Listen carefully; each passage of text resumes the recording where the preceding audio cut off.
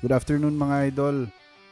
Pero may maulan dito sa Cebu, so wherever you are, stay dry, stay safe, okay?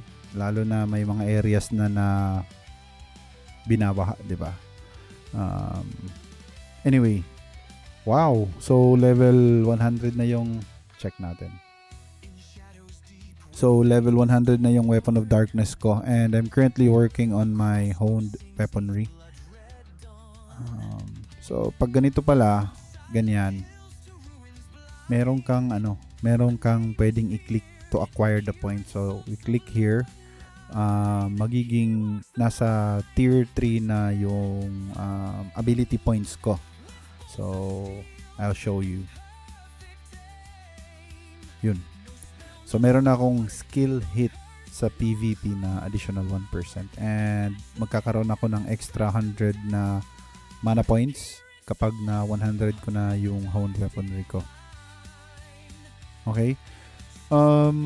The point of this video is to thank kung sino man yung nag-comment na yun na nakalimutan ko na.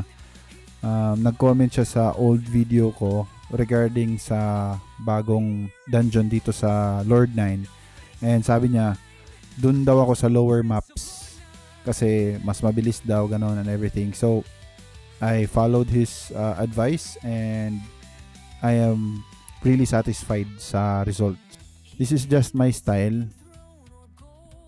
Kapag dito sa reward, pansinin nyo muna, basahin nyo yung merong unahin nyo to, yung 5 colored candy pouch, kasi napaka-rewarding ng reward niya, lalo na pag tinamaan nyo yung maestro upgrade scroll. I was lucky I had one dito na nakakuha ko ng isa nito, and then siguro ito mga mangilan-ngilan, and I posted it sa guild namin.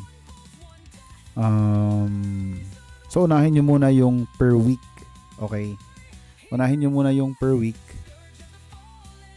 and then ito kasi sila each server, so hindi ko siya so like this one, ito each server per week. So ito yung mga dapat unahin kasi magre-reset siya, tama ba, 'di ba? Magre-reset siya every week yan. But pag sinabing each server, kapag nakuha mo na like this one, itong maestro upgrade scroll, wala na, hindi na ako pwedeng bumili even if I acquired more candy. Okay, so like this one, meron tayong extra. So naubos na natin yung yung mga per week. So ngayon, ito, per week din to eh. Malay natin, makakuha tayo ng number 12 tsaka number 11. So check natin. And this one for codex. So again, double check natin if meron pang per week. Wala na. Yan. And ito pa, may dalawa. Yan. Alright. Yung iba kasi gusto nilang kunin lahat. For me, ayoko munang i-spend dyan kasi baka kapusin ako sa oras, and I wanna utilize the dungeon to level up din for experience sa bow. So yan na muna. Okay, I guess that's it for this video.